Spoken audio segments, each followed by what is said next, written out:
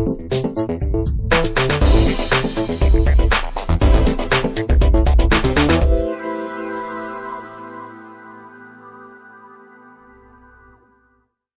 dia, eu quero agradecer o convite, a participação. Quero dar os parabéns a todos vocês, eu acho que esse é um momento importante. Vários cursos, na verdade, vários programas iniciam esse momento de discussão já com o curso em adiantado, né? Com o curso em momento avançado, quando a gente começa a perceber os problemas aparecendo e aí as pessoas começam a tentar correr atrás do prejuízo. Aqui a gente, na verdade, está fazendo o inverso. Não que os problemas não surgirão, óbvio que sim. E faz parte do processo, né? Mas tentar colocar todo mundo mais ou menos no mesmo conjunto de páginas, eu acho que já é um caminho bastante interessante. Eu vou fazer um pouco de uma fala que vai estar focada na questão dos produtos educacionais, que foi o ponto que me pediram num primeiro instante, mas também me foi pedido para eu tentar partilhar com vocês minimamente a experiência que eu tenho ao longo aí desses últimos 16 anos, porque eu estou, na verdade, num programa de mestrado, e aí primeiro profissional e hoje também acadêmico, e desde o início da área de ensino, que ainda era a área de ensino de ciências e da matemática, que foi inaugurada em 2000. Então, e começar talvez pelo ponto que a professora citou, que é as nossas dissertações na modalidade profissional. As nossas dissertações, a gente tem que ter um peso de mão muito diferenciado. Eu não vou dizer nem mais leve, nem mais pesado, mas diferente. E isso é difícil para muitos de nós, porque nos tira da nossa zona de conforto, que é o quê? A nossa formação primeira, que é num mestrado acadêmico. Então, a gente foi formado de um jeito e a gente está sendo convidado, a gente está sendo provocado a formar as pessoas numa maneira diferente daquela para o qual nós fomos criados num primeiro instante, né? Talvez aqui alguns, com esse tempo de área que a gente já tem, sejam oriundos do mestrado profissional. É o caso? Alguém aqui fez? Temos 1, 2, 3, 4, 5 lá atrás, viu? Já estamos começando a aparecer aos pouquinhos nos grupos. Lá no meu programa a gente tem 2 professores que também são oriundos do mestrado profissional. E é bastante interessante ouvir um pouco o relato deles de vez em quando, até porque são dos mestrados primeiros da gente, né, na nossa área, em que eles sofreram exatamente isso. O rigor acadêmico, da escrita acadêmica, no nosso paradigma de um mestrado acadêmico, em que tem que ter 200 páginas, em que eu tenho que estar muito preocupada primeiro com o referencial teórico, e que, na verdade, o referencial teórico e a própria redação se esgotam por si só. Eu não preciso de uma intervenção. Isso não é uma necessidade, isso não é obrigatório, né? Diferente de um mestrado profissional, em que a intervenção ela está dada, ela está posta, ela é obrigatória. E eu preciso, na verdade, conseguir mesclar no momento de orientação e no momento da minha escrita exatamente esses 2 pontos. Até que momento eu preciso continuar investindo no referencial teórico e a partir de que momento esse referencial teórico já é suficiente para dar conta daquela intervenção para a qual eu estou me propondo a trabalhar, né? E por isso é importante que os nossos mestrandos eles estejam sim no campo de trabalho, eles estejam em ação. Por quê? Porque é essencial que eles pensem sobre a prática profissional deles, seja ela qual for, em espaços formais ou em espaços não formais, por exemplo. É importante que ele tenha essa visão do que está acontecendo no dia a dia dele, no cotidiano dele, do que foi que o moveu, de qual é a pergunta, qual é o incômodo que ele tem, para aí então a gente começar a trilhar esse caminho junto com esse mestrando. E uma das coisas que eu tenho falado muito e sugerido e por vezes criticado, porque muita gente critica dizendo que um mestrado profissional ele é aligerado no que diz respeito ao referencial teórico, e eu basicamente discordo disso. Por quê? Porque, na verdade, eu não vou precisar trazer 20 autores diferentes. Eu vou trazer 2, 3 autores de lastro que vão conversar com esse trabalho do início ao fim. E, por vezes, o maior desafio de um mestrado profissional não está na mão do mestrando, mas na mão do orientador.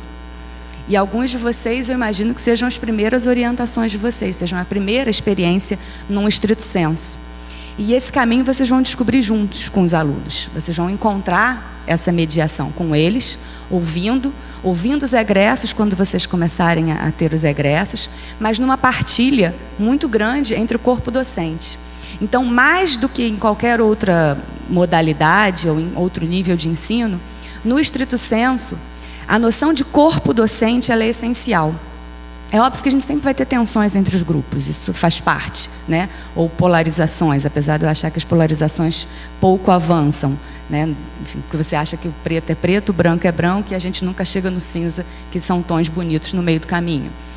Mas é importante a gente ter as discussões, o colegiado, e aí as reuniões de vocês de tempo em tempo vão ser essenciais para vocês encontrarem exatamente esse caminho do meio, com essa mediação que vocês vão encontrar. Por quê? Porque o referencial teórico nem sempre vai ser aquele do orientador. E aí talvez seja o primeiro choque para muitos de vocês, né? Então, às vezes as pessoas me perguntam, com quais autores você trabalha? E eu respondo, depende. Depende do quê? Depende do que o aluno está me trazendo. Porque esse aluno, às vezes com 20 anos de sala de aula, ele já tem um histórico. Ele já tem um conjunto de pessoas com as quais ele trabalha. E por que eu tenho que dizer que o dele está errado, ou que o dele não está adequado, ou que o dele não será suficiente para dar conta daquilo que ele está se propondo a fazer, né? Por que será que a gente não pode conversar, ouvir, ele conhecer alguns novos autores, eu conhecer novos autores, e a gente chegar num caminho junto, né? Eu preciso ser hierarquicamente superior a ele na definição desses autores com os quais ele vai trabalhar? Não. O que eu sempre falo para eles é que a gente precisa ter em mente que aquele pessoal que vai estar lá conversando comigo, mais no início, ou num capítulo teórico, do referencial teórico, ou em capítulos que vão estar conversando ao longo do processo inteiro, porque a gente pode ter dissertações com caras distintas, a gente pode conversar isso daqui a pouquinho. Esses autores têm que estar comigo ao longo do processo. Eu não posso dizer que eu estou trabalhando com um Chassot lá na frente e lá atrás nunca mais citar dele quando eu trouxer os meus dados. Isso eu não posso fazer. De jeito nenhum. Porque é aí que a gente deixa, na verdade, a brecha aberta para as pessoas que vão criticar, dizendo que o nosso referencial teórico no mestrado profissional é fraco. Por quê? Porque você cita os autores, você apresenta lá todo um referencial teórico, você faz um histórico, se assim desejar. E na hora que você vai apresentar os teus dados, eles vêm de maneira aligerada, com 2 ou 3 autores que não são aqueles com os quais você preparou o seu terreno. Então, esse cuidado é o cuidado que a gente tem que ter, que é o cuidado que se tem num mestrado acadêmico. Só que num mestrado profissional, a gente lembra no meio do caminho, ou no fim, que tem o produto. E aí é o outro nó que a gente tem, na verdade. Um dos motivos pelos quais, na área de ensino, a terminologia foi modificada. Ela deixou de ser produto final e passou a ser produto educacional. Por quê? Porque, com o passar do tempo, e aí eu estou lá desde as primeiras discussões, né, sobre o que é um produto dentro da área de ensino, porque cada área tem autonomia para pensar o que é o seu produto dentro da CAPES, apesar de ter uma portaria dizendo lá o que pode, o que não pode, o que deve, o que não deve, o que se espera, as áreas têm autonomias para dizer, nós aceitamos isso, aquilo, ou um tanto de outras coisas que inicialmente não estavam previstas na portaria. E isso está nos nossos documentos de área, essenciais para cada um de nós, tá? Um bom programa, ele caminha quando todo mundo sabe o que está sendo falado. E para a gente saber o que está sendo falado, em conhecer os documentos de áreas que estão dentro da página da CAPES são essenciais. No nosso caso, a gente tem um documento de área, que é o que rege a gente para cada uma das nossas avaliações. Ainda que os mestrados profissionais em rede, como é esse caso, eles sejam avaliados de maneira, não de maneira diferenciada, mas em momentos distintos, porque são comissões ad hoc que fazem a avaliação desses mestrados, pelo menos até o momento. Pode ser que, com algumas mudanças de sistema e de governo, isso também mude. Pela primeira vez esse ano, a gente vai ter a quadrienal em julho, em que, temporalmente, nós teremos avaliações separadas de mestrado acadêmico e de mestrado profissional, né, da modalidade acadêmica e da modalidade profissional. As fichas de avaliação já são distintas há 6 ou 7 anos, mais ou menos, há 2 trienais. Mas elas sempre aconteceram simultaneamente, no mesmo momento temporal. Esse ano, a primeira, né, a modalidade acadêmica, vai acontecer de 20, no caso da área de ensino, vai acontecer de 24 a 28 ou 29 de julho, e a modalidade profissional vai acontecer de 31 de agosto, de 31 de julho a 4 de agosto, ou, enfim, alguma data dessas por aí. E por que isso? Primeiro, porque o volume de dados é muito grande. Então, começa a ficar difícil você colocar todo mundo simultaneamente rodando nisso. E segundo, que a gente tem discussões distintas, sim. E as avaliações, eu não posso avaliar 2 coisas que são distintas usando o mesmo padrão, porque aí eu não estou sendo justa nem com um nem com o outro. Então, avaliar de maneira diferenciada não é ruim. A gente só tem que ter clareza do que a gente está avaliando. E vai ser uma dinâmica interessante, eu diria. Confesso que eu estou curiosa, de dedos cruzados, para saber se eu vou participar, porque a gente ainda não sabe quem vai participar.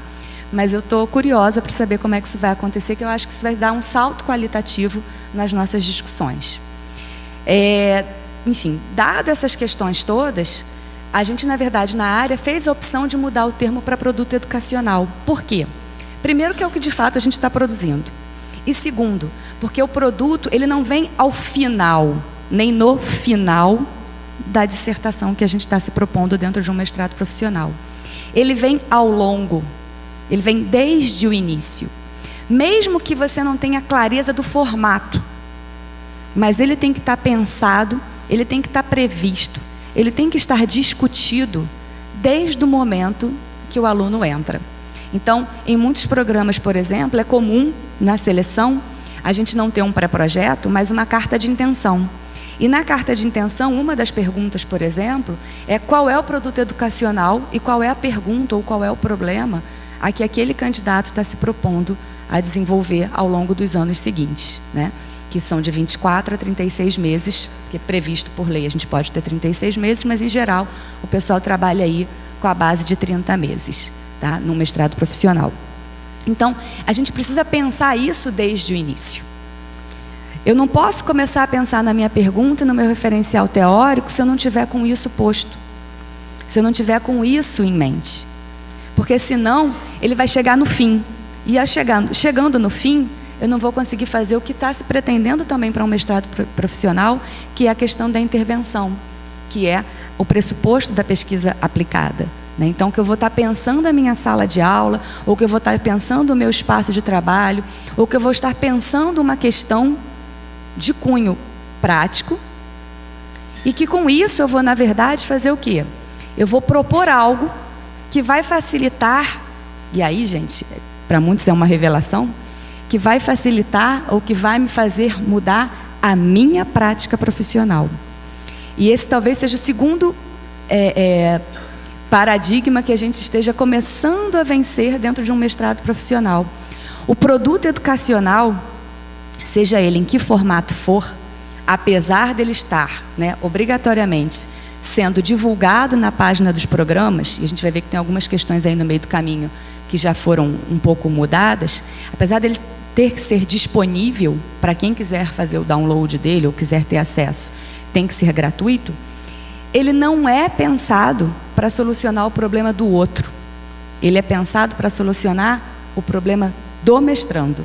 Aquele problema específico para o qual ele foi movido para ir para um mestrado, para pensar a sua prática profissional e o quê? A sua formação continuada. Então, o produto educacional, ele não está dado para vocês usarem. Se alguém achar ele interessante, quiser usar, quiser adaptar, quiser ampliar, ótimo, seja bem-vindo. Mas ele não é o pressuposto primeiro de um produto educacional. O produto educacional está pensado para mim, para cada um de nós que está ali desenvolvendo aquele produto e que vai pensar na sua sala de aula. Aí algumas pessoas dizem, mas então para que isso? Né? Então, como é que a gente vai resolver o problema da educação? Bom, se mestrado e doutorado resolvessem o problema da educação, há quantos anos a gente tem a pós-graduação estrito sensu? A gente não teria problema nem de educação, nem de economia, nem de saúde, nem de arquitetura, nem por aí afora. Porque não é esse o pressuposto da formação do nosso recurso humano, nem na modalidade acadêmica, nem na modalidade profissional. A gente está aqui para formar o pessoal. No meio do caminho, pode ser que algumas coisas boas sejam pensadas e que sejam utilizadas. Ótimo. Mas não é essa a primeira ideia de uma formação estrito sensu. Então, o produto educacional, ele vai impactar, sim, um volume de pessoas muito grande. Quem? Todos os alunos que passarem por aquele professor, que aprendeu a repensar a sua prática profissional, que aprendeu a olhar para o problema dele do cotidiano e que aprendeu que a partir de uma investigação e que a partir de um referencial teórico, ele consegue interagir e intervir na prática cotidiana dele e ele vai sim conseguir melhorar a prática dele para aquele grupo. E o grupo seguinte que chegar, se precisar, ele vai fazer adaptações e assim sucessivamente. Ele também vai impactar nos colegas que estão em torno dele. Por quê? Porque quando ele começa a ter resultados diferenciados com as turmas dele, os colegas vão ficar curiosos. O que ele está fazendo de diferente? O que ele está fazendo de legal? E aí, com isso, você consegue mover. É muito comum, quando a gente tem um professor de uma instituição indo fazer mestrado com a gente lá, que logo depois, nos anos subsequentes, 2 ou 3 outros colegas da mesma instituição comecem a se inscrever e concorrer, e a perseguir o concurso da gente. Por quê? Porque eles se sentiram motivados. E aí a motivação vai para além da questão do salário, né? Ela vai para como que eu vou pensar a minha sala de aula. Então, eu acho que esse é um outro ponto importante da gente pensar dentro de um mestrado profissional. E de qual seria esse objetivo do produto educacional, né? Então, ele não está dado para outro, ele está dado para mim. Ele está dado para aquele que está na sala de aula, pensando a sala de aula no seu cotidiano. Tá?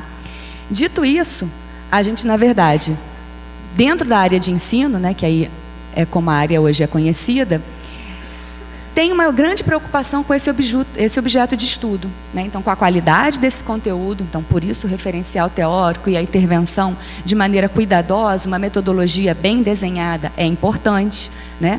E um outro elemento que é essencial é a estética do produto, gente. Se eu faço um produto que ele não é convidativo, ninguém vai querer olhar ele, seja ele quem for, até o meu colega do lado. Então, eu preciso pensar em alternativas para isso. Cada programa encontrou o seu caminho, ou está encontrando o seu caminho. Vocês vão encontrar o de vocês, até porque vocês estão na rede, talvez isso seja mais fácil. No nosso programa, lá no Instituto Federal do Rio de Janeiro, eu dei uma sorte gigantesca, que foi estar no mesmo campus de um curso de graduação, que é o curso da produção cultural.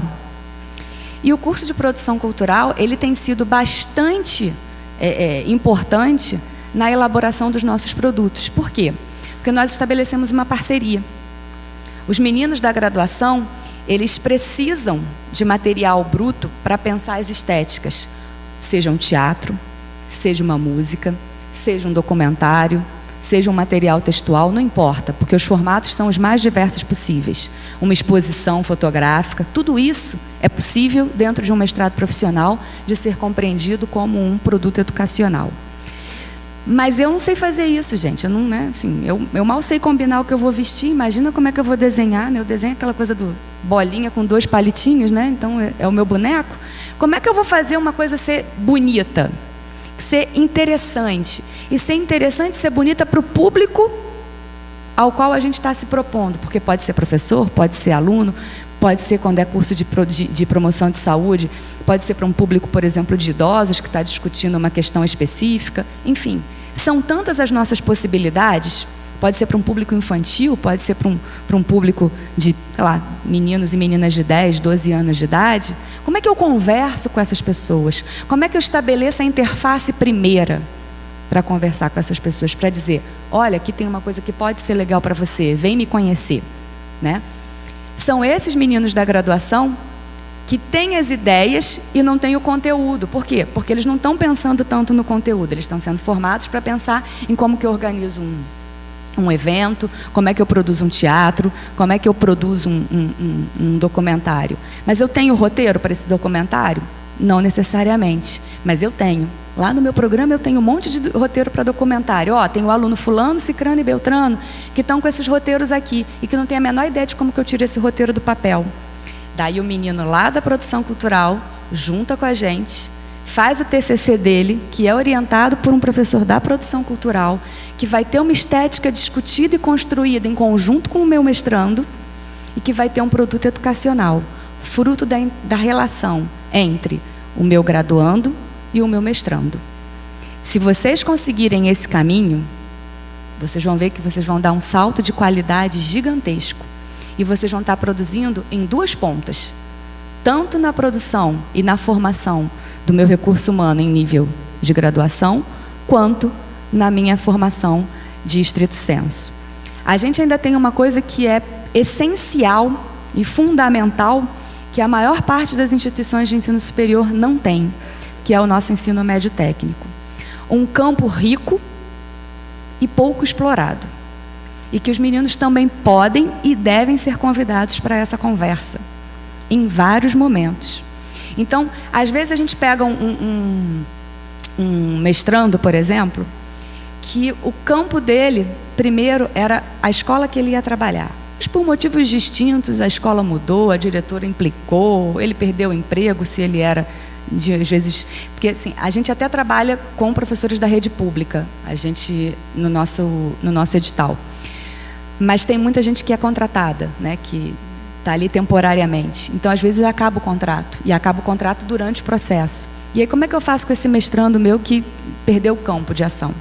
Quando a gente percebe que é um caso desse, esse professor ele é convidado para participar das nossas disciplinas, e aí não necessariamente da minha, mas dos nossos colegas, nos nossos múltiplos campi, para pensar alguma questão de dentro da rede. E os meninos são essenciais, porque eles se empolgam, eles são participativos e eles são extremamente comunicativos. E aí agora, por exemplo, a gente está desenvolvendo com uma das nossas alunas, que por um acaso é de mestrado acadêmico, não é nem de profissional, mas acaba que o pessoal do mestrado acadêmico fica com ciúme do pessoal do mestrado profissional. Isso é uma coisa que eu nunca pensei que fosse acontecer. A gente está na nossa 4ª turma de acadêmico, e eles querem fazer produtos educacionais. Todos eles, no mestrado acadêmico. Não precisam. Podem, não precisam. Mas eles querem. Porque eles começaram a dizer que não tinha sentido escrever uma dissertação que não tivesse uma coisa junto. Que fosse só escrever por escrever. Que eles queriam uma coisa a mais. E a coisa a mais é o que eles estão vendo lá com o pessoal do mestrado profissional. Que algumas disciplinas são cursadas em conjunto. E aí, ao fazer isso... Essa menina, por exemplo, a Sheila, que é uma das nossas alunas, orientanda da professora Valéria, ela se propôs a trabalhar com astrobiologia. Bom, não temos nada parecido com isso no nosso programa. Por um acaso, descobrimos que tinha um professor no nosso campus que trabalha com astrofísica e astroquímica, nem sabia que tinham tantas astros distintas, e com exoplanetas. O Eduardo foi convidado como co-orientador, e aí eles estão, na verdade, desenvolvendo um programa de divulgação das questões de astrobiologia para as escolas da rede pública de Nilópolis, que fica na Baixada Fluminense, uma área bastante carente no Rio de Janeiro. E os pilotos estão todos acontecendo dentro das disciplinas de física, que é onde o professor Eduardo trabalha no ensino médio, e da professora Valéria, de biologia, estão acontecendo ali dentro. E os meninos estão fazendo isso não no horário da disciplina, que isso é que foi o grande lance da história toda. Os meninos propuseram uma oficina extracurricular, que a gente conseguiu apoio com a instituição dentro da nossa pró-reitoria de extensão. Então, o desenvolvimento está acontecendo pós-aula, uma vez por semana, ao longo de 6 meses, em oficinas em que esses 2 professores estão dando aula para 40 alunos do ensino médio que se inscreveram para discutir e pensar como que a astrobiologia pode ser um tema gerador dentro da sala de aula. Então, assim, os meninos estão participando ativamente disso. E eu estou no mestrado acadêmico, não estou nem no mestrado profissional. O nó maior é que ela só tem 24 meses para defender, diferente de um mestrado profissional que a Sheila teria mais tempo. E que está super empolgada, e que agora os meninos querem saber o que tem mais que eles podem ajudar a gente para melhorar na educação. Olha qual é a sacada desses meninos, né? Então, assim, a gente tem isso na mão da gente, e a gente não está sabendo usar.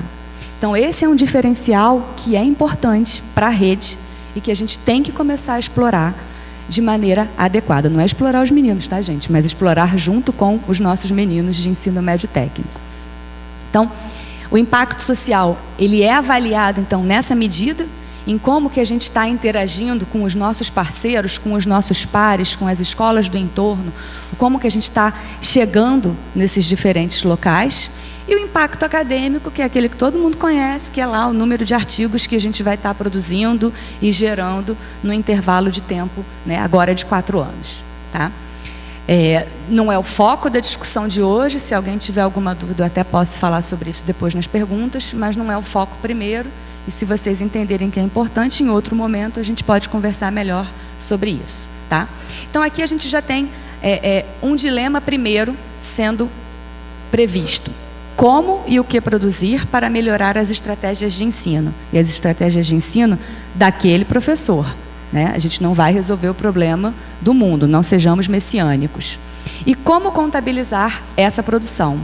Por quê? Porque o que eu estou fazendo aqui é para o aluno. O que eu estou fazendo aqui é para o programa. E se essas duas coisas não caminharem juntas, o programa não mantém nota ou não cresce nota. E isso vai ser um problema lá na frente. Tá? Então, a gente precisa sempre estar com esses dois fiéis da balança sendo ajustados no nosso cotidiano. Que não é fácil.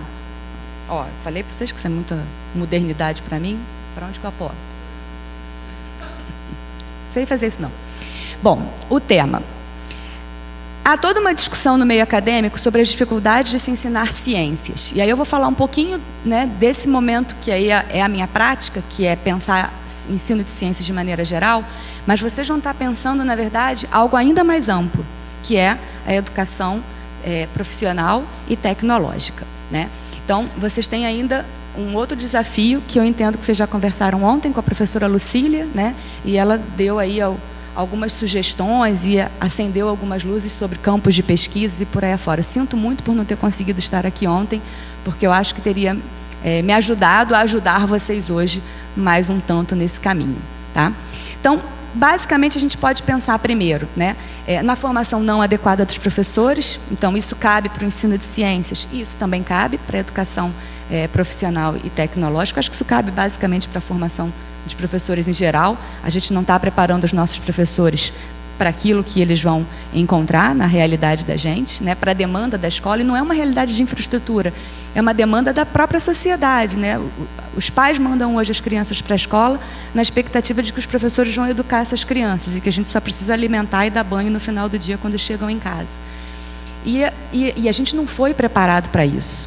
E a escola, eu também não acho que ela exista para isso. Né? Mas como resolver essa tensão com a comunidade escolar, né, que são os pais que estão junto com a gente? Isso é algo que a gente tem para pensar. Falta de material instrucional adequado, e aí os produtos educacionais, eles entram bastante ajudando a gente. E a ausência de contextualização e tantas outras. Né? Mas no caso do ensino de ciências, o aluno me pergunta muito mas por que eu estou aprendendo isso? Né? Ou para que eu estou aprendendo isso? Né? Não vejo nenhum sentido. Ou então, nem tanto isso quando eu estou lá no ensino médio técnico, porque essa pergunta não aparece para a gente. Mas aparece para os meus alunos de mestrado, que isso vai aparecer no Enem? Porque se não vai, não está me interessando. Né?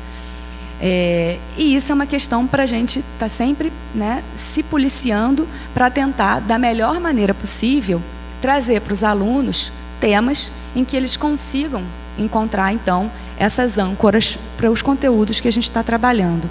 E é assim que a astrobiologia, por exemplo, está funcionando, como um tema âncora, na verdade, para todos os outros conceitos de genética, de física, enfim, de uma série de coisas que eles estão precisando compreender e que eles percebem agora que, se eles quiserem seguir esse caminho da astronomia, ou, enfim, né, se quiserem ser cientistas espaciais, como agora alguns estão prevendo a possibilidade, e participando das Olimpíadas de Astronomia, eles estão percebendo que eles precisam entender esses conceitos básicos. Então, aquele para que eu estou aprendendo isso está sumindo nesse grupo de 40 meninos, por exemplo. Isso é legal. Então, ajuda para o professor pensar no exemplo da aula seguinte dele, por exemplo.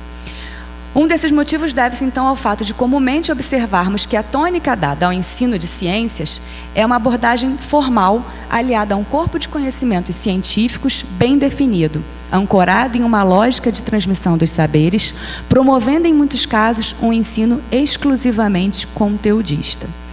O Nélio Biso é um biólogo que trabalha há muito tempo com a área de ensino de biologia, e ele usa o termo placebo pedagógico. Ele diz que a gente finge que está ensinando e o aluno finge que está aprendendo, com o objetivo da gente encontrar aí uns poucos futuros cientistas no meio do caminho, né? Não é muito diferente do que se fazia em 60, em 70 e 80, e a gente, na verdade, continua fazendo isso. Eu diria ainda também que tem um ponto que a gente tem que parar para pensar, e que isso às vezes choca os nossos professores quando eles entram em sala de aula, que eu não estou ensinando ciências da maneira como a ciência ela é feita ou produzida. A ciência que é pensada no âmbito da pesquisa, ela é distinta da ciência que eu trabalho na minha sala de aula. O experimento científico que está posto para eu poder resolver um paradigma científico, ou tentar aprovar ou rejeitar uma hipótese científica, ele tem um construto epistemológico e metodológico totalmente distinto daquele experimento científico, que não é científico, é pedagógico, que eu trabalho em sala de aula. O para quê, o porquê são distintos, e o como tem nem comparação. Quando às vezes o professor se dá conta disso, que ele não é um cientista que está em sala de aula ensinando ciências, mas que ele é um professor que está ensinando, que está instrumentalizando, que está preparando esse menino para pensar sobre as questões científicas no futuro dele, para muitos é um choque. Porque aí ele se depara com uma coisa do tipo, mas não era isso que eu tinha pensado para mim. Eu queria ser cientista, eu entrei na licenciatura porque, sei lá, era mais fácil. Ou era de noite e eu tenho que trabalhar de dia, né? Quantos a gente já não ouviu, né, falando isso? E aí eles ficam nesse nó, né? E aí uma das coisas que a gente percebe muito no mestrado é exatamente essa desconstrução. Porque aí eles estão voltando lá para o mestrado, não para dar conta dos conceitos científicos, que também nem acho que seja isso que o mestrado tenha que dar conta, mas para pensar na prática profissional deles. Muitos vão para lá para se encontrar em como é que eu faço isso funcionar. Porque agora que eu estou aqui na sala de aula, eu descobri que eu gosto da sala de aula. Isso faz bem para mim. Mas eu não sei como é que eu faço fazer isso acontecer. Vocês vão me ajudar a pensar? Aí a gente sempre fala, né? Não, assim, vou ajudar a pensar, não vou te ensinar a resolver o problema da sua sala de aula, mas eu vou te ensinar a você pensar em como que você pode resolver o problema da sua sala de aula. Por quê? Porque o problema da sala de aula ele não aparece uma vez. Ele vai aparecer sempre. Quando você recebe um aluno com uma necessidade diferenciada, quando você muda de escola e entra num bairro que, por exemplo, é mais religioso e você está discutindo questões de ciência, por exemplo, que não são tão benquistas. Enfim, quando você muda para o turno da noite e vai trabalhar com EJA e você estava acostumado a trabalhar com os meninos durante o dia, que tinham muito mais integralidade. Enfim, os problemas vão estar sempre surgindo e a gente precisa aprender a passar por esses desafios.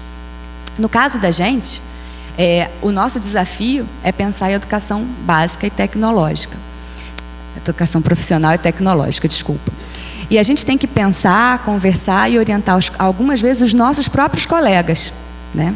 Isso é um outro desafio importante, porque quando eu dou aula para um mestrando que é de outra instituição, eu brinco que ele tem tempo de validade, ele entra e sai no intervalo de tempo X. Quando a gente está orientando um colega nosso, que passou no processo seletivo, e no nosso caso lá no Instituto Federal, não há qualquer tipo de reserva de vaga, a concorrência é ampla e geral, tá? É uma decisão nossa.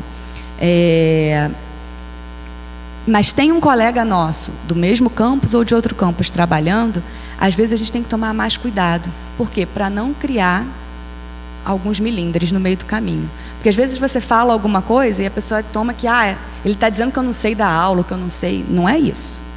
A gente está aqui para pensar junto, não é isso? Então vamos pensar junto. Então esse vai ser um desafio talvez de vocês em alguns momentos, porque vão ter próprios colegas pensando com vocês. A bateria está acabando. Não tem problema não.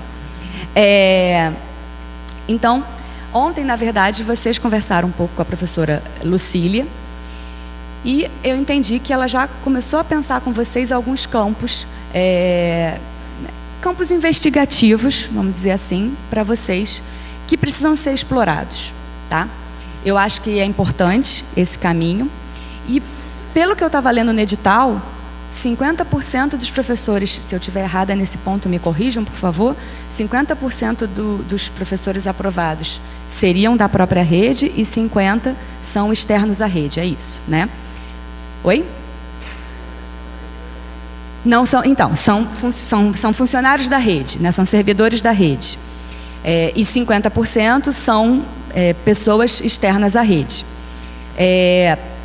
Eu acho que a gente tem um desafio grande ao trabalhar com os nossos colegas, mas a gente tem outro desafio que é pensar a educação profissional e tecnológica para aqueles que não são da rede e que não necessariamente trabalham com uma ou com outra, né? Alguns podem vir do sistema S, que vai ter uma noção aí de educação profissional um pouco diferente daquela que a gente pressupõe, mas vai ter gente que vai chegar zerada e que nem nunca pensou sobre isso, né? E dar o salto para pensar sobre educação é um ponto. Dar um salto para pensar sobre educação profissional e tecnológica é outra, é diferente, né? Então vocês vão precisar fazer isso. E eu confesso que eu estou muito esperançosa e curiosa para saber como é que a gente vai caminhar aí ao longo desses próximos anos com vocês, né?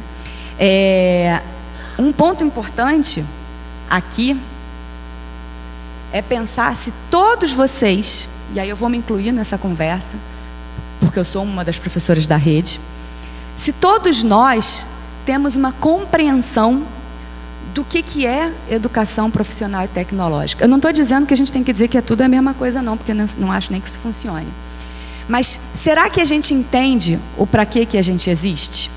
Nós como instituto, né?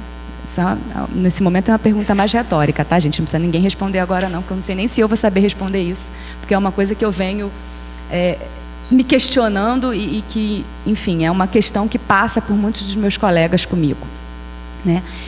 Me parece que é uma tônica relativamente comum aos institutos, uma eterna comparação com as universidades. Comparar não é ruim, mas eu não tenho que copiar. Por quê? Porque eu sou diferente. Aí eu volto para a história do mestrado profissional e do mestrado acadêmico. Eu não posso avaliar igual porque são coisas distintas. Mas isso não significa que eu tenha que pesar a mão em um ou em outro só para dizer que a qualidade é a mesma. Porque avaliações são feitas para poder traçar e entender se os objetivos primeiros estão sendo cumpridos. Os nossos objetivos são distintos dos objetivos de uma universidade. E eu acho que agora, mais do que nunca, é o momento da gente começar a desenhar e começar a conversar sobre qual é a nossa identidade de Instituto Federal. Mais do que nunca, porque estamos ameaçados. Isso não é segredo para ninguém também, né? E sem qualquer tipo de terrorismo. Não acho que a gente esteja ameaçado para o semestre que vem. Acho que a gente está ameaçado para os próximos anos, né? Então, dá tempo de reagir, dá tempo de resistir, né? Uma das formas que a gente está começando a pensar isso lá no nosso instituto, e aí fica um convite a todos vocês. Tem alguém do Instituto Federal do Rio Grande do Norte aí? Uau, quanta gente! Então, a gente está começando uma parceria com vocês, e aí o agente, quando eu digo, é o meu programa, tá? O PROPEC, não é o IFRJ no primeiro instante, porque isso começou desse grupo de docentes mesmo. A gente resolveu, para comemorar os nossos 10 anos de mestrado profissional, que vai ser agora em outubro, ou novembro, enfim, quando a gente conseguir ter um dinheirinho para poder fazer a nossa pequena festa. Nós resolvemos, na verdade, por conta principalmente das discussões que nós tivemos na ocupação, nós fomos ocupados pelos alunos, né, de outubro a dezembro. Foi bastante confuso, complicado. Algumas ocupações foram mais interativas e inclusivas, outras não. No meu campus, especificamente, foi uma ocupação muito difícil, democrática para os alunos, mas não para a comunidade escolar. A gente precisou de muito tempo de conversa para poder conseguir chegar em meios de caminho. Os diretores, inclusive os professores, ficaram trancados do lado de fora. Então, a gente precisou conversar com os alunos para explicar que a ocupação tem que ser de todos e não de uma parcela, porque se a gente não ocupa simultaneamente, não tem sentido, porque a briga é para todo mundo, e a briga é para todo mundo, para eles e para a gente, mas mais para a gente, porque eu vou ter que me aposentar lá, sabe lá com quantos anos agora. E eles vão sair num determinado momento, mas eu vou continuar, cada um de nós vai continuar. Então, eu preciso ocupar junto, porque eu preciso fazer com que as pessoas entendam a nossa importância e a nossa necessidade. Então, o movimento de resistência, ele é coletivo. Ele não é de um grupo especificamente social. No caso ali, os alunos. Enfim, tivemos avanços e retrocessos e caminhos. Acabamos entrando em greve para apoiar os alunos, porque se nós não entrássemos em greve, eles não teriam reposição de aula. Então, apesar do corpo docente achar que não era o momento de greve, a gente resolveu fazer greve para poder depois fazer reposição de aula. E a gente passou por esse caminho. E nas nossas muitas conversas, alguns tópicos começaram a aparecer. E eu brinco que foi um pouco de terapia de grupo, sabe, gente, ali. Acho que foi importante. E aí nós resolvemos, então, inaugurar uma série, né? E aí vai ser uma série de livros, chamada de reflexões, num primeiro instante, mas enfim, deve ser reflexões sobre o Instituto Federal, sobre a rede, alguma coisa parecida com isso. E aí o pessoal do Instituto Federal do Rio Grande do Norte está começando a gente está avançando na conversa, vai sair pela editora de vocês, e vocês vão ser parte de um dos capítulos vai ser escrito exatamente também pelo Instituto Federal do Rio Grande do Norte. A gente tem aqui outros professores que já foram convidados. A gente está sendo ousado, lançando de cara já 3 volumes, e essa série não é pro Propec, essa série não é pro IFRJ. Essa série, a intenção da gente é que ela esteja à disposição da rede. E a única coisa que a gente pediu, num primeiro instante, né, as pessoas que começaram a pensar nessa série, que estão fazendo essa série rodar num primeiro instante, sem absolutamente qualquer tipo de recurso, pena que o Pinheiro saiu, acho que eu vou voltar nessa história depois, é que todos os autores sejam da rede. Por quê? Porque a gente entendeu que esse é um momento de começar a pensar a rede. E trocar. Porque o que vocês fazem no Sul que pode ser legal e que a gente não está fazendo no resto do Brasil? O que vocês estão fazendo no Norte que é interessante, que está funcionando e que a gente pode estar fazendo no resto? Né? Então, a gente convidou professores de vários institutos. A gente convidou, inclusive, institutos para ter um capítulo sobre o Norte, sobre o Sul, sobre o Sudeste, para a gente pensar um pouco isso. Só que Sul e Centro-Oeste ninguém me deu retorno ainda. Então, se alguém tiver interessado em conversar depois, a gente fala no final. Mas porque eu acho que a gente tem que começar de algum lugar. E o nosso lugar de conforto é o lugar acadêmico, né? Então, a gente começou por um livro, mas a gente precisa começar. Se alguém tiver outras propostas, que sejam bem-vindas. Eu acho que a gente precisa começar, né? Não dá mais para a gente continuar parado reclamando. E esse é um ponto de partida.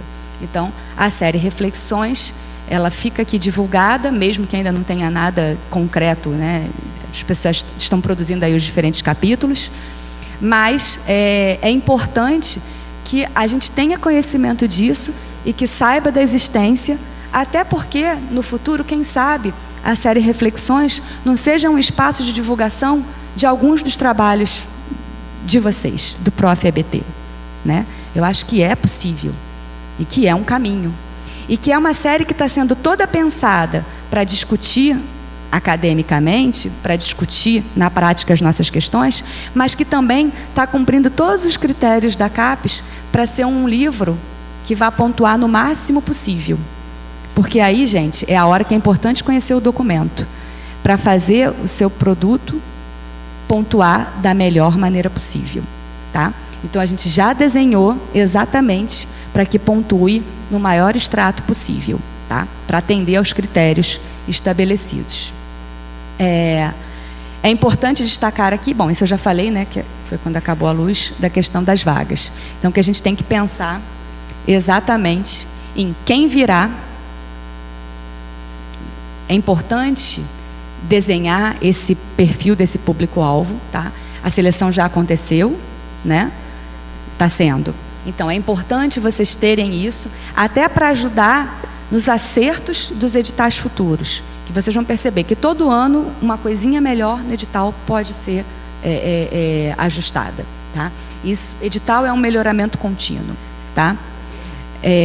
Que experiência essas pessoas trazem consigo, porque é essencial para aquele ponto primeiro meu da conversa, que eu não tenho que chegar e entender que um mestrando meu, ele não tem nada junto dele, ele não trouxe nada com ele, ele tem uma bagagem. Muitos têm uma bagagem maior, às vezes até do que nós, orientadores. Porque tem gente que já está na praça há muito tempo, né? Já está aí na rua há muito tempo. Eu oriento uma senhora que tem 55 anos. Ela tem muito mais tempo de sala de aula do que eu tenho. Como é que eu vou desconsiderar a experiência e a prática dela? Eu não posso fazer isso. Eu não devo fazer isso, né? Então, quem é que está vindo? É importante saber o perfil desse pessoal que está chegando e entender quais são essas experiências que estão sendo trazidas, né? E que produto educacional, ou quais produtos educacionais nós podemos pensar. Vocês vão ver que tem algumas possibilidades aí ao longo da minha fala, tá? Mas que produtos são esses que eles também estão pensando?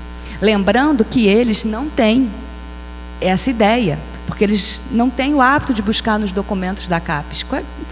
Sejamos sinceros, quais de nós aqui buscou, enquanto a gente estava no processo seletivo de mestrado, entrar na CAPES e estudar os documentos para saber qual era a cara do que tinha que sair da nossa dissertação ou do nosso doutorado? Nenhum. Aí a minha expectativa é que o aluno vai fazer isso? Não, essa expectativa, esse dever é nosso. Então, cabe a nós começar desde o início a mostrar isso para eles, tá? Nem que seja minimamente descrito no edital, de quais são as possibilidades, para eles já começarem a ampliar os horizontes deles, né? Enfim, os produtos educacionais então, né? Então, quais são as tendências atuais? Porque isso vem mudando de tempo em tempo, tá? E não é um problema só nosso, não. O Prof. Nacional em História está doidinho em como que eles vão avaliar os produtos educacionais deles, porque está surgindo coisas distintas. Uma das coisas que apareceu, por exemplo, no Prof. História, que eu fiquei louca, mas enfim, o professor primeiro, o coordenador ficou um pouco tenso, mas depois que ele conversou comigo, ele começou a gostar da ideia, foi um conjunto de DDoSes.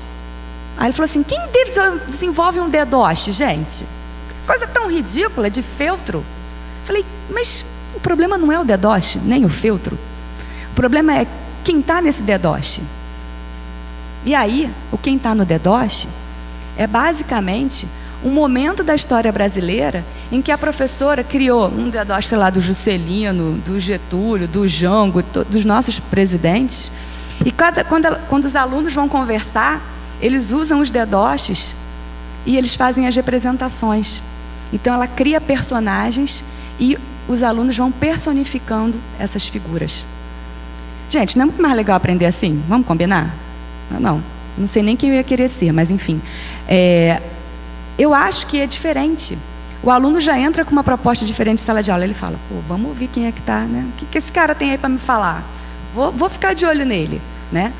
Quando eu falei isso para ele, ele falou assim, eu nunca tinha parado para pensar nisso, eu só fiquei pensando num DDoS de feltro. Eu falei, cara, o feltro é o de menos. Aliás, eu até gostei da ideia do feltro, mas enfim.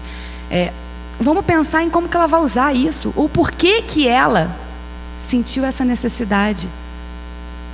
Por quê? Não sei. Talvez seja o caminho que ela encontrou, né? Nem que seja para ela ficar lá costurando e assim, fazer um pouquinho de voodoo com cada um dos nossos ex-presidentes. É uma possibilidade. Então, a gente tem que pensar isso, né? Tem que ter isso em mente.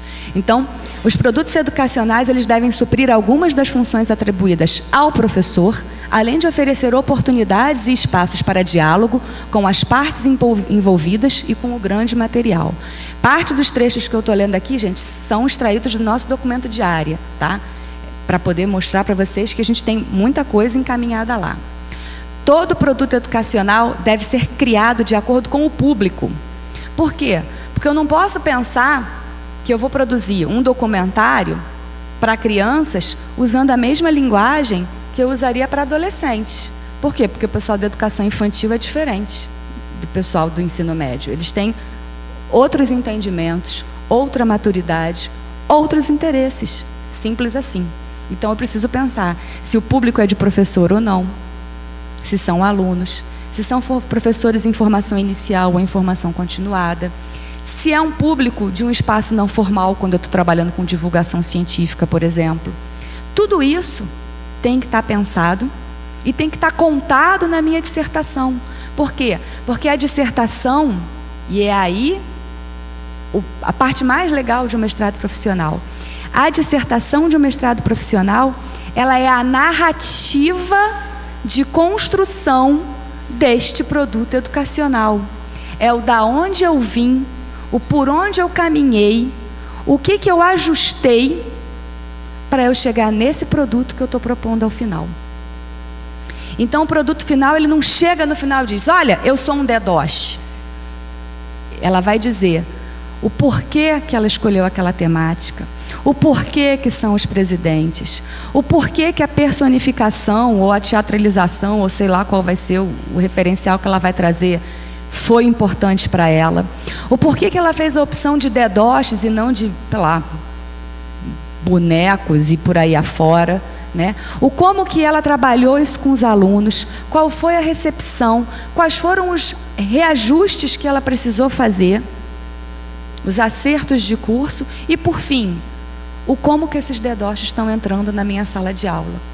É isso que uma dissertação de mestrado profissional faz. Ele conta uma história. Ele conta a história daquele produto educacional. E essa história, ela vem como? Entremeada de referencial teórico e de aporte metodológico, tá? E aí, gente, questionário é importante, mas não é o único recurso metodológico que nós temos. Confesso que me irrita tremendamente pegar qualquer dissertação em que o povo vai lá e faz um questionário de antes e depois e faz lá um Q quadrado ou enfim, um teste estatístico qualquer e diz que mudou. Não necessariamente mudou. Até porque os alunos, eles respondem aquilo que o professor quer, ou que eles acham que o professor quer. Cansei de sair de sala de aula com o aluno indo perguntar para o meu mestrando, foi do jeito que a sua professora queria que a gente respondesse? Gente, já era, pega aquele conjunto de dados e joga fora. Não serve para mais nada. Então você tem que criar mecanismos para múltiplas avaliações, né? A gente chama isso de triangulação metodológica. A gente precisa ter vários mecanismos de coleta de dados para poder saber que aquilo que a gente está analisando, aquele dado que a gente coletou, é, de fato, a realidade. E aí, esse é um grande problema da área de ensino. Por quê? Porque a gente tem pessoas de muitas áreas distintas, com metodologias das suas áreas de formação. E aí a gente tem que lembrar que a área de ensino possui metodologias próprias de investigação. Então, cuidado com os professores de metodologia de vocês. Por quê? Porque a gente não dá metodologia científica. Primeiro, que não existe uma metodologia científica única, porque existem várias ciências. Eu brinco que o pessoal da física sempre fica nervoso quando eu falo isso. Se o povo da física estiver aí, já deve estar querendo me matar. Mas, enfim, existe um método científico da biologia, das ciências sociais e assim sucessivamente, da história e por aí afora. E a gente está trabalhando com metodologia da pesquisa, que é distinta da concepção primeira, epistemológica, de uma metodologia científica, que também não é o caso da nossa discussão nesse momento, mas vale a nota. Por que eu estou dando essas pequenas notas para vocês? Isso, gente, é o que eu venho encontrando de positivo e negativo ao longo desses 16 anos. Então, se a gente está aqui para conversar, por que não já deixar essas pulgas atrás da orelha de vocês, né? Então, ele precisa ser criado de acordo com o público, devendo ser discutido, criticado, reelaborado nos diversos momentos coletivos e individuais que integram o planejamento e a execução das atividades propostas para o ensino. E aí, eu imagino que vocês tenham a prática de estágio supervisionado, que é uma das exigências também de um mestrado profissional. A prática de estágio supervisionado, gente, é para isso. a prática de estágio supervisionado, ela não é para o aluno, ela é para nós, docentes, orientadores. Ela é para a gente acompanhar o aluno no campo e, de tempos em tempos, não é todas as idas, obviamente, porque a gente faz 500 coisas, mas de tempo em tempo ser capaz de, nesses momentos coletivos, olhar para o planejamento, olhar para a proposta e fazer o acerto de curso, tá? Isso é essencial. Então, esse é outro ponto também que costuma ser bastante complicado num mestrado profissional. O que é ideal, então, durante a elaboração de um material instrucional?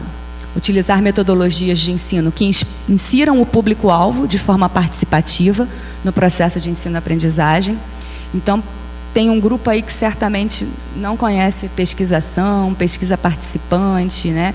Que normalmente é o pessoal mais das ciências da natureza, e que vocês vão se deparar assim como eu me deparei, então também levei alguns sustos no meu caminho, que eu podia trabalhar com a unidade, uma escola, uma turma, mas isso vai ser significativo? Se eu trabalhar com 100, vai ser? Só estatisticamente, mas será que na prática o resultado vai ser tão interessante tanto quanto? No final das contas, para que eu estou fazendo esse trabalho? Lembra da conversa lá do início? Que é para pensar na prática daquele profissional e fazer com que ele se repense? Então, ele vai dar aula em 100 escolas ou ele vai dar aula naquela escola e é naquela escola que ele está pensando, né? Claro, tudo com os cuidados metodológicos necessários. Mas vocês vão perceber que isso vai existir pelo meio do caminho, tá? Fazem parte, são elementos daquela tensão que eu comentei do corpo docente. Então, essa é uma das tensões comuns no corpo docente. Considerar o papel do sujeito nesse processo, ou seja, do sujeito não só orientando, mas também os alunos ou os sujeitos da pesquisa desse mestrando, tá? Ao longo do processo, bem como seus conhecimentos prévios. E para tal devemos elaborar situações de ensino contextualizadas que privilegiem a participação do público na reconstrução desse conhecimento, né? E isso é quando a gente envolve e eles percebem que eles estão participando e construindo junto. Os alunos e os que são os sujeitos dessa pesquisa normalmente, eles dão resultados fantásticos. E os produtos que saem são os melhores, quando a gente consegue envolver o sujeito da pesquisa no processo, tá? Eu nunca poderia trabalhar numa instituição tecnológica, porque eu não sou uma pessoa tecnológica. Então, eu devia trabalhar numa educação que não podia ter o T no meio do caminho, porque isso faz mal. Então, apesar da área ter surgido em 2000, de 2000 a 2007, a gente ainda usava o termo produto final, e as nossas dissertações de mestrado profissional, elas eram dissertações exclusivamente de cara e teor acadêmico, e que lá no final tinha um anexo, que era um produto que alguém lembrou que tinha que fazer. Quando tinha? Se a gente pegar algumas das nossas primeiras dissertações, nem produto vai ter, tá? Daí teve um ENPEC, que é o Encontro Nacional de Pesquisa e Ensino de Ciências, que acontece a cada 2 anos, tá? Ele é bienal. No de 2007, a gente teve uma reunião com os coordenadores dos programas, tá? Na época, quem estava à frente na área era o professor Marco Antônio Moreira. E aí nós percebemos que havia essa dificuldade de entendimento coletiva. E nós resolvemos, então, montar um grupo de trabalho para começar a pensar essas questões, tá? E esse grupo tinha representantes de todas das nossas 5 regiões. A primeira coisa que a gente fez foi definir que precisava, primeiro, né, de uma definição, de um entendimento melhor sobre o que é o produto e como avaliar esse produto, tá? E aí a gente começou a perceber que produção técnica é distinta de produto educacional, apesar de na Sucupira a gente não ter uma aba de produto educacional ainda, tá? Mas, enfim, eu tenho brigado bastante junto com a coordenação diária para a gente mudar isso para o próximo quadriênio. Tenho fé que a gente vai conseguir. E que o produto ele não deveria ser encartado na dissertação, mas sim que a dissertação seja a narrativa, como hoje a gente consegue fazer, a narrativa desse produto. a história desse produto, tá? Em 2009, então, ainda não havia uma diferenciação nas fichas de avaliação entre MP e MA, tá? Foi em 2009, efetivamente, que a gente começou a desenhar essa primeira ficha, mas de forma muito rudimentar, tá? Muito discreta. E ainda se falava de produção técnica, mas sem especificação. Então, tudo aquilo que ninguém colocava em artigo ou em livro, virava produção técnica. Não é artigo em periódico, não é livro, vira produção técnica. Mas será que tudo é produção técnica? Né? Então, a gente precisou construir esse caminho. Tá? A gente, então, teve uma reunião de coordenadores na CAPES, ainda em 2009. Eu participei desde os GTs de 2007, tá, gente? Porque produto educacional foi uma coisa que sempre me incomodou e me motivou. Me incomodava o entendimento errado e me motivava a tentar entender o que isso tinha que ser, porque eu achava que isso era uma construção coletiva. Então, foi estabelecido um GT e parte do GT de 2007, né, se manteve em 2009 com a chegada de novos membros. Esse GT gerou um documento que foi encaminhado e discutido nas reuniões subsequentes, junto com os coordenadores dos programas, tá, da área de ensino. E aí a gente percebeu que uma coisa era importante, que era o quê? Todo produto educacional, para ser avaliado, ele precisava ser validado externamente. Por quê? Porque como é que eu vou dar ponto para uma coisa que eu não consegui avaliar? Como é que eu faço isso com as revistas, com os periódicos, dos nossos artigos? Alguém está fazendo essa validação externa. Quem? O corpo editorial da revista, com os seus pareceristas. Então, eu avalio a revista e não o conteúdo dos artigos que está ali dentro. Quando eu olho o livro, eu não classifico o livro em função do conteúdo, mas sim a partir de um conjunto de critérios. Por isso que um livro com conselho editorial externo pesa mais do que um livro sem conselho editorial nenhum, que eu posso ter ido ali na esquina, ter pago, ou eu mesmo ter gerado o ISBN e feito um livro digital, um e-book. Elementos distintos, têm critérios distintos, com pesos distintos. Então, quanto mais chance desse conteúdo ter sido olhado por outras pessoas e ter ganho selo por outras pessoas de qualidade, mais fácil fica no meu momento de avaliação lá. Por quê? Porque agora, em abril, eu vou estar avaliando os produtos educacionais que foram declarados na Sucupira, e eu faço parte dessa comissão, exatamente por conta desse histórico, de 2013, 14, 15 e 16. Sabe quantos produtos educacionais estão lá postos para a gente avaliar, declarados? 22 mil. 22 mil produtos educacionais.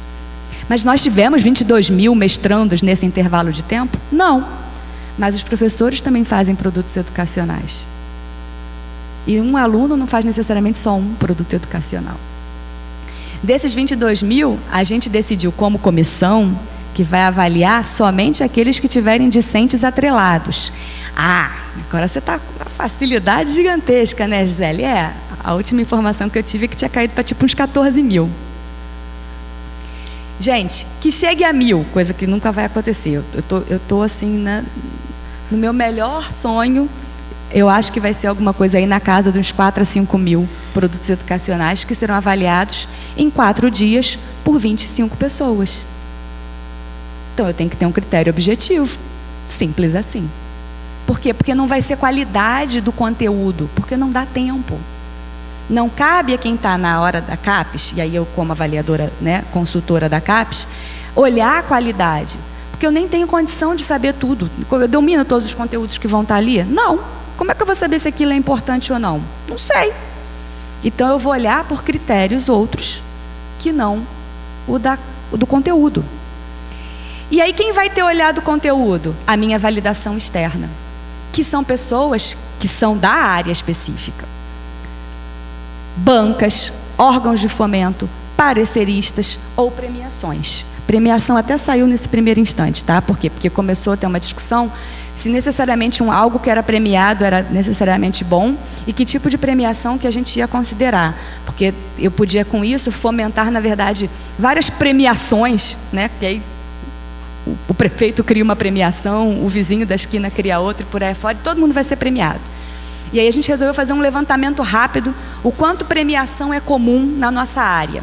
E numa rodada rápida lá da Sucupira, a gente viu que ao longo dos últimos 3 anos, que eram os dados que nós tínhamos em agosto do ano passado, nós não tínhamos mais do que 100 premiações nesse universo de 22 mil. Ou seja, premiação ainda não é importante. Pode ser que seja no futuro. Ainda não. Então, premiação até foi tirado, tá? E a proposição de uma tipologia inicial. Esses mecanismos, então, de validação, tipologia e classificação foram definidos e apresentados no documento de área de 2013.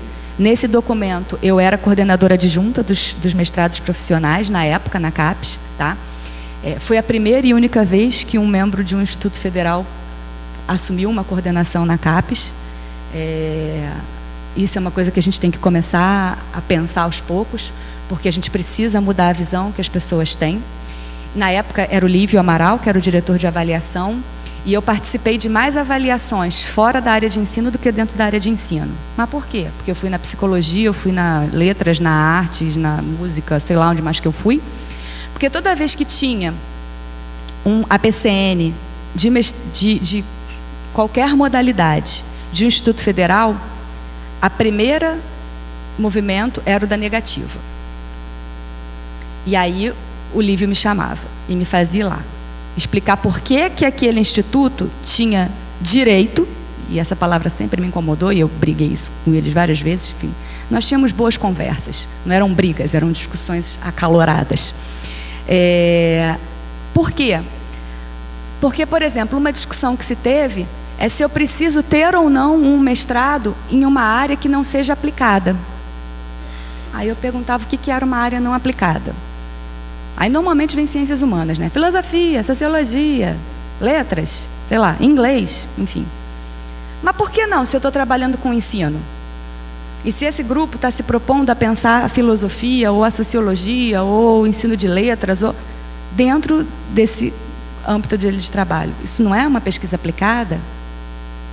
Se não é, eu não sei como que eu faço para fazer, né? Me diz o que é, o que se espera, né? Educação básica, educação profissional e tecnológica, então nunca seria uma pesquisa aplicada, né? Porque eu vou estar lá discutindo só teoricamente ela. Não, ela é. Eu não estou pensando no meu campo de ação. Então por que ela não é uma pesquisa aplicada? Qual é o conceito de pesquisa aplicada que está sendo usado aqui? E com isso, muitos programas foram aprovados em função dessas intervenções e discussões. Outros tantos não foram. E aí outros tantos não foram, não foi por qualquer resistência acadêmica, mas pura e simplesmente porque, infelizmente, nós da rede não temos o hábito de ler os documentos da área, das diferentes áreas. Então a gente apresenta propostas sem pé nem cabeça, o que também é ruim para a gente, porque aí fica parecendo que a gente não está fazendo o dever de casa direito. E em vários desses momentos não estávamos mesmo, tá? E aí eu tentava anotar da melhor maneira possível ali o nome de quem era, para entrar em contato depois e dar algumas sugestões de encaminhamentos futuros. Até porque eu não conheço todos os documentos da CAPES. Eu conheço os da área 46, que é a nossa. Existem outras 48 áreas, né? Então existem outras 47 áreas aí disponíveis e que eu não tenho domínio dos documentos. A gente, então, produziu esse material e nós nos propomos, em 2013, avaliar os produtos educacionais. Só que eu assumi a coordenação em 12 de junho de 2013 e a avaliação era em outubro de 2013. A professora Tânia assumiu a coordenação em fevereiro de 2013. Isso depois de 2 anos sem coordenador nenhum na área. Ou seja, imaginem como isso não estava bagunçado, né? Quando chegou em agosto, a gente descobriu que a gente tinha só 7.000 livros para avaliar. E que ninguém tinha avaliado até então. Então, o que anualmente as outras áreas tinham feito, a gente não tinha feito. E aí a gente teve uma semana para avaliar aí 7.000 livros. Que depois a gente descobriu que eram 5.300 e foram avaliados, de fato, 4.000 e pouco, porque nem todo mundo mandou os livros que estavam declarados. Isso em agosto. Outubro estava ali, né, na esquina. E aí a gente tinha lá 15 mil produtos educacionais declarados. Ou seja, a gente não tinha pernas, nem fôlego, nem nada para poder fazer isso, passando pelo fato de que nem eu, nem ela nunca tínhamos estado numa avaliação trienal na nossa vida. Então, vocês imaginem o nó que a gente não estava. E todas as áreas têm 3 coordenadores, nós só tínhamos nós 2. Então, a gente ainda estava, né, com uma mão a menos, um par de mão a menos aí na história. Então, a gente adiou os produtos educacionais, com o compromisso de que agora, em 2017, isso ia acontecer a todo e qualquer custo. E é a empreitada que, apesar de eu não estar na coordenação, eu me comprometi a permanecer no grupo para trabalhar exatamente por isso, porque era um compromisso meu lá, né? E de discussão desde sempre. Então, em 2014, durante o 3º seminário de acompanhamento, a gente instaurou um novo GT, e que aí a gente percebeu que até a proposta que tinha sido feita aqui não ia ser totalmente adequada. Por quê? Porque aí a gente começou a ter noção do volume de material que estava sendo declarado, que a gente, quando fez a proposta, nem noção de volume a gente tinha ainda, tá? Então, nós esses relatórios todos constam nos documentos, revisamos a tabela de pontuação, percebemos a necessidade de incentivo para as licenças do tipo Creative Commons, ou seja, de uso, né, e de acesso comum e gratuito e para todos, tá? Disponibilização em repositórios de acesso aberto, entre outros. Então, nós reduzimos as 12 categorias tipológicas que foram propostas em 2009 para 8, tá? Que são essas aqui. Então, hoje, um produto educacional ele pode ter que cara? Ou ele pode ser classificado em que categoria? Em mídias educacionais. E dentro de mídias educacionais, você vai ter aí umas 5 ou 6 subtipos distintos, tá? Lá no documento de área tem isso. Protótipos, né? Enfim, aí você vai ter outros tantos possibilidades. Propostas de ensino, sequências didáticas, né? Enfim, outras tantas também que vão estar encaminhadas. Material textual, livro paradidático, o próprio livro didático, cartilhas, manuais, vão estar aí dentro. Materiais interativos, jogos e outros, né? Então, também estão aí. Atividades de extensão. E, gente, atividade de extensão é uma coisa muito legal de ser feita. E isso também pesa na nossa inserção social, que é um outro ponto importante de um mestrado profissional. Nós temos 15%, mais ou menos, da nota de um dos nossos itens é inserção social, tá? De exemplo de atividade de extensão, a exposição fotográfica, por exemplo.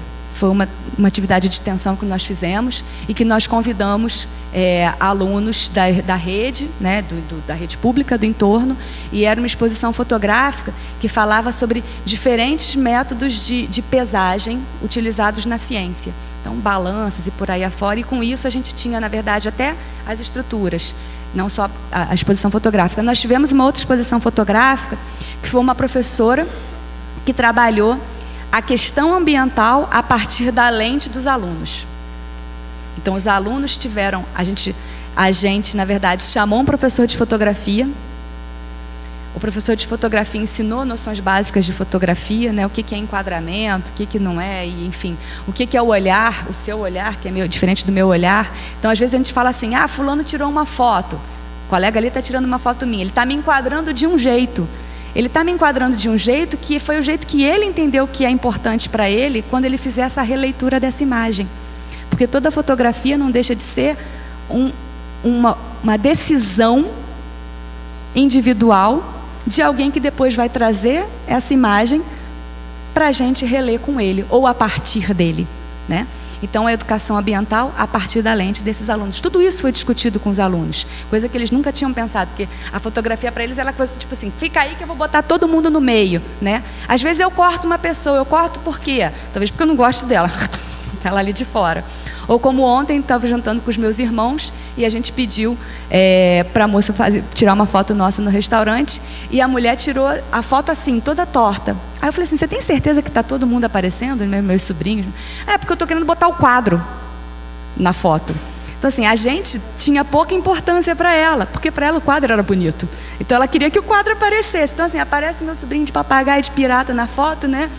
Aí eu falei, não, então tá bom, agora você pode tirar uma outra aqui? Aí a outra que ela tirou saiu toda embaçada, ou seja, ela deixou clara a posição dela. Eu quero o quadro, eu não quero vocês, mesmo que a foto seja sua. Mas eu que estou batendo a foto, é o meu olhar, né? Então, a exposição fotográfica, ela serve muitas vezes como material para isso. Mas tem várias, né? Teatro, a gente já teve peça de teatro, tem, assim, uma... semanas, feira de ciências, você tem um monte de coisa que pode entrar dentro de atividades de extensão, tá? Desenvolvimento de aplicativos e, por fim, programas de rádio e TV, tá? E aí, não são programas de rádio e TV em que eu vou dar entrevista, mas é a criação efetivamente de um programa de rádio ou de TV. Tá? E às vezes dentro das escolas, porque tem escolas que têm rádio e TV dentro da própria escola. Tá? Se eu vou dar uma entrevista, entra como produção técnica, é diferente. Então a entrevista dada a um programa de rádio ou TV é produção técnica. A elaboração de um programa de rádio ou de TV é produto educacional. Tá? Bom, não temos internet, não é isso? Mas essa apresentação está disponível para vocês, tá? Não precisa ficar presa, vocês podem divulgar. E eu coloquei aqui alguns links de um exemplo de como que um jogo pode ser pensado e como que ele pode estar disponível na página. De um audiovisual, aqui é um documentário que a gente produziu com um aluno meu sobre tuberculose, tá? Tudo isso com a produção cultural junto da gente. De um aplicativo, um blog, uma cartilha, sequências didáticas, propostas de avaliação. Eu acho que isso tem muito a ver com a educação profissional e tecnológica, como é que a gente vai estar pensando as nossas avaliações, né? Porque em muitos momentos elas são distintas, sim. Então aqui tem uma proposta de avaliação. E, enfim, vários outros elementos. Eu peguei aqui algumas mais diferentes para vocês verem, né? Então, um ponto importante para a gente: distinguir o que é produto educacional de produção técnica. Então, tudo aquilo que não está naquela tipologia, naqueles 8 grupos, é produção técnica. Esse é o primeiro ponto, tá? A produção técnica, então, que não se enquadrar nas categorias acima descritas, serão contabilizadas cumulativamente. Ou seja, 1, 2, 3, 4, tanto. O programa teve tantas dessa no quadriênio, tá? Só contagem. Exceto editoria, pós-fácil, prefácio, editorial, tradução de obras, patentes, organização de eventos, livros paradidáticos ou didáticos e artigos. Isso aqui quando não tiver aluno envolvido, porque se tiver aluno envolvido, o livro, por exemplo, está lá em produção educacional. Mas se não tiver aluno envolvido, vai ser considerado produção técnica, tá? Se for só do docente. E artigos em revistas de divulgação científica. Isso aqui, tá? Não vai ser contabilizado. 1, 2, 3, 4. Ele vai ganhar uma pontuação. E a pontuação para todo mundo igual. Não vai ter nenhum juízo de valor de mais ou menos ponto, tá? Até porque também não tem como a gente fazer essa avaliação, pelo menos não nesse momento primeiro. E aí a pontuação, naquele caso ali, vão ser 30 pontos, tá? Se eu tenho uma editoria, 30 pontos. Se eu tenho um editorial, 30 pontos. Se eu fiz um pós-fácil ou um prefácio, 30 pontos, tá? E esses pontos vão ser computados lá para dividir pelo número de docentes permanentes do programa e vai entrar nos indicadores lá que são considerados sempre a partir da mediana do somatório de todos os programas, tá? Então é sempre trabalhado com uma mediana. No caso dos produtos, a gente, na verdade, esse ano, a gente vai avaliar somente os produtos educacionais dos mestrados profissionais. A gente resolveu deixar a modalidade acadêmica de fora. Primeiro, porque não é obrigatoriedade. Segundo, porque nós não teríamos, de fato, pernas para fazer as duas coisas. Terceiro, porque mestrado profissional está pensando produto educacional e está sempre discutindo isso. A modalidade acadêmica não. Então a gente entendeu que não era justo nesse primeiro momento dizer que a gente está avaliando tudo com peso igual se eles não têm uma preocupação tão forte com o produto educacional quanto nós temos na modalidade profissional, tá? Então, todas essas mídias aqui, enfim, todas aquelas 8 tipologias que eu citei, elas vão ser pontuadas entre 15 e 100 pontos. Esse aqui, gente, foi o nosso maior avanço. Por quê? Porque nós conseguimos finalmente, isso a gente conseguiu emplacar junto ao CTC, que o nosso produto, cumprindo todos os critérios, ele vai ter o mesmo ponto de um artigo de uma revista A1, tá? Então, esse é o fôlego que o mestrado profissional precisava. Porque eu tenho que continuar produzindo artigos? Tenho, mas a minha pontuação, ela não vai se dar exclusivamente pelos artigos, mas também pela minha produção educacional, que faz parte da minha exigência de trabalho, tá? Então, o menos vai ser, se eu não me engano, equivalente a um B5, ou um B3, agora não me lembro, e o máximo vai ser um artigo A1. Enquanto na modalidade acadêmica vai simplesmente ter 10 pontos sem extrato nenhum. Tem 10 pontos, pronto, acabou.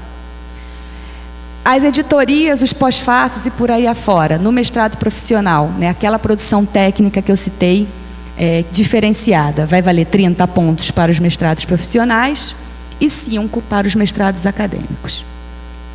Apresentação de trabalho ou outros produtos registrados, 0 pontos para mestrado profissional e 1 ponto para programa acadêmico. E isso, gente, é para desincentivar, existe essa palavra? Desestimular, minimamente, o pessoal que só quer mandar trabalho para congresso. Congresso não é para encher currículo, congresso é para troca de conversa, congresso é para estabelecer rede. Então, o pessoal faz currículo com congresso. O critério, o parecer, o peso, a qualidade de avaliação é distinta. Então, aqui a gente está dando um recado. Não é que vocês não devam ir a congressos, é que vocês não devem publicar em congressos exclusivamente. Esse é o recado que está sendo dado aqui, tá? E serviços técnicos outros, relatório para a minha agência de fomento, sei lá o que mais que pode ter aí. Enfim, palestra, Gisele aqui toda hora. Gisele também não vai fazer o currículo dela contando ponto disso aqui. Eu estou fazendo isso, por quê? Porque eu acho importante, pela divulgação, sei lá, entra até na inserção social, se você quiser descrever que você tem professor que está palestrando, que está trocando, que está divulgando. Mas ele não vai pontuar lá e aqui. Ele vai pontuar só lá, tá? Então, aqui tem esse... também está zerado, tá? Ainda, a avaliação passa a ser então em 5 estratos, como eu falei, a gente deu esse avanço importante, sendo que todos os trabalhos que serão avaliados esse ano dos mestrados profissionais só serão avaliados se tiverem discente em conjunto, tá? Então, se não tiver discente em conjunto, 10 pontos, que nem a modalidade acadêmica, tá? Então, vai para conta só. E que estejam também, né, declarados entre 2013 e 2016 e que estejam disponíveis na web, ou seja, tem que ter uma URL. Se não tiver URL, nem adianta, que não vai ser contado, tá? Não vai ser avaliado. Tem URL, está disponível na rede, a gente vai te avaliar. Não está disponível da rede, vai ser declarado e vai ser contado, mas ele não vai ser contabilizado em termos de avaliação com a pontuação de 15 a 100 pontos, tá? Aqui, na verdade, é a nota do produto, né? Então, os extratos e a ponderação. Então, o produto que tiver de 15 a 16 pontos na tabela seguinte que a gente vai ver, ele vai alcançar os 100 pontos, que é o A1, tá? E assim por diante. Numa análise rápida dos produtos do meu programa, considerando que essas regras, né, estão postas, apesar de ser ao longo desse triênio, desse quadriênio, a gente não correu atrás, efetivamente, boa parte da nossa pontuação vai estar aqui, em torno dos 60 pontos, tá? Mas esse documento já fez o pessoal mudar o perfil e caminhar para perseguir os 100 pontos daqui. Por quê? Porque o produto não era contabilizado, então as pessoas sabiam da regra, mas não... Agora, vai todo mundo correr atrás disso aqui.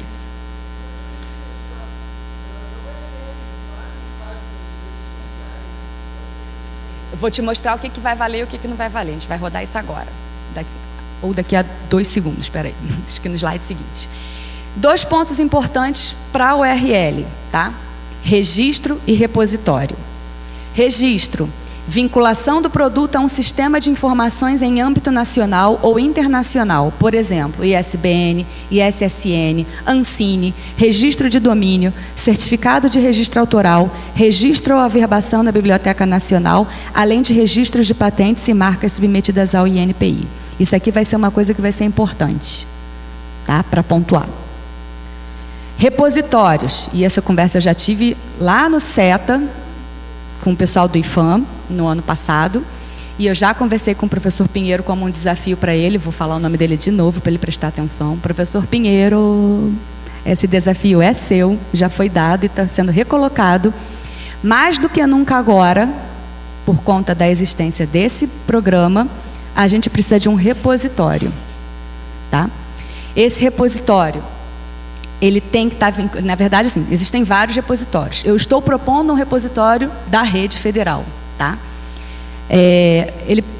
Vão ser repositórios distintos que podem estar vinculados a instituições nacionais, internacionais, universidades ou domínios do governo na esfera local, regional ou federal, como, por exemplo, o Portal do Professor, o Banco Internacional de Objetos Educacionais, o Versila Biblioteca Digital, o Arca da Fiocruz, o Rived, o LabVirt da USP, o Multimeios, a Escola Digital, a Biblioteca Digital da Unicamp, o Ken Collective dos Estados Unidos, o Edson do México, o Joron da UK, tem ainda, não vou lembrar agora, na Federal do Rio Grande do Sul também tem um.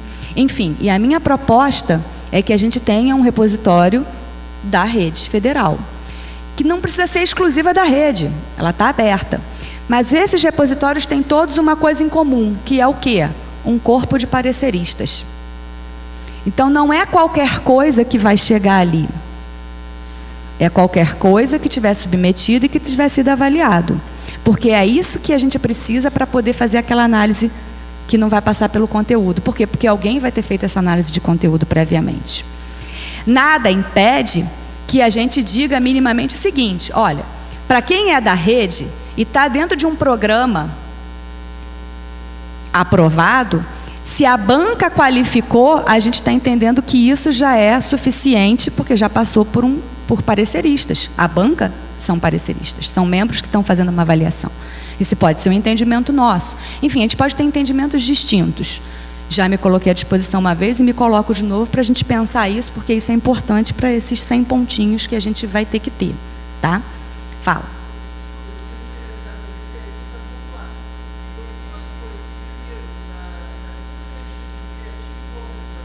Sim, vai valer.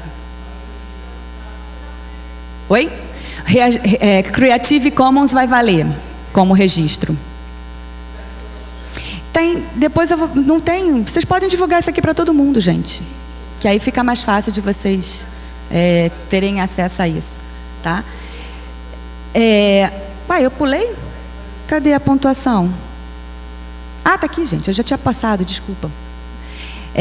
Se um produto que tenha URL, que tenha discente, tiver passado por uma validação obrigatória, se ele não tiver validação nenhuma, ele vai ter 0 pontos.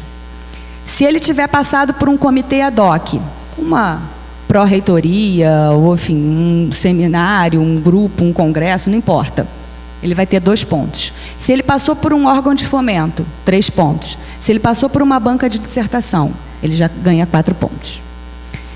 Ele tem registro, e aí aqui é sim ou não, tá? Então, tá na ANSINE, é Creative Commons, enfim, tem ISBN, o que quer. Não tem, 0 pontos. Tem, 4 pontos. Ele está sendo utilizado no sistema de educação, de saúde, de cultura, de CIT? Sim ou não? Se não, 0 pontos. Se sim, no local, municipal, estadual, nacional e internacional. Isso tem que estar declarado lá na sucupira.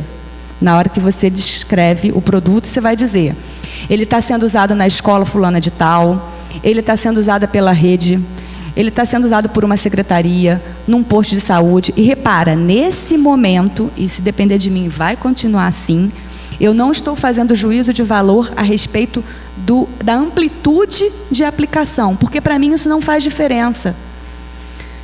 Se esse produto está ajudando a uma pessoa, a 1 milhão, para mim não fez diferença, ele ajudou, concordam? Então, e como é que eu vou fazer um aluno de mestrado profissional ter mais isso na mente dele como preocupação, de que ele tem que atingir a 1 milhão e não a 15, 20, 30? Não é esse o propósito. Se não é esse o propósito, eu não posso botar na minha conta. Então, esse tem sido o meu discurso. E por enquanto eu tenho conseguido angariar votos. Vamos ver se a gente consegue ou não. Acesso livre. Aí é a história da URL que você estava perguntando. Se não tem acesso livre, não está disponível, está em alguma rede que eu não tenho acesso, está em rede fechada, então, não tem acesso, não pontua, né? Está em rede fechada, 1 ponto. Tem que ter senha para entrar, esquece, já está no 1. Mesmo que seja gratuito, mas teve que botar senha, cadastro, já não está me interessando. Está num portal nacional ou internacional, está no YouTube, está no Vimeo, está em outro acesso público e gratuito, vai ter 2 pontos. Por quê? Porque aqui é aquela questão que não tem critério, mas é para divulgação. Está na página do programa com acesso público e gratuito, que é obrigatoriedade, 3 pontos. Então, a grande parte vai estar aqui, nesse quesito. Está num repositório institucional, nacional ou internacional, com acesso público e gratuito, 4 pontos. Agora, se a gente não cria um repositório para a gente, imagina que esses 22 mil produtos educacionais gerados nesse quadriênio vão estar batendo na porta daqueles repositórios que estão indicados ali em cima. Eles não são os únicos, mas são os que estão descritos. Então, as pessoas vão no que está descrito e não vão pesquisar, novidade. E aí, gente, a gente vai sobrecarregar esse pessoal com 22 mil coisas batendo na porta deles. A gente vai conseguir entrar? Vai ter mais trabalho. Então, eu não estou dizendo que é para a gente ter menos trabalho, mas por que a gente por que nós não nos apoiamos e não produzimos um repositório de qualidade, já que nós somos vários campi, vários professores, por que a gente não facilita? E fica muito mais fácil de divulgar, né? Então, eu acho que esse é um movimento nosso. E, por fim, o que nos falta? Bom, o repositório, que eu estou falando aqui sem parar, eu acho que a gente precisa, deve ter um, tá? E aí a gente precisa do CONIF atuando nisso para poder nos ajudar. Como fazer? Gente, agora é arregaçar a manga, tanto vocês, com as múltiplas dúvidas que vocês vão ter, quanto quem vai estar lá avaliando. E aí eu estou tanto com vocês na hora de fazer, quanto eu estou do lado de lá com o povo que está avaliando, né?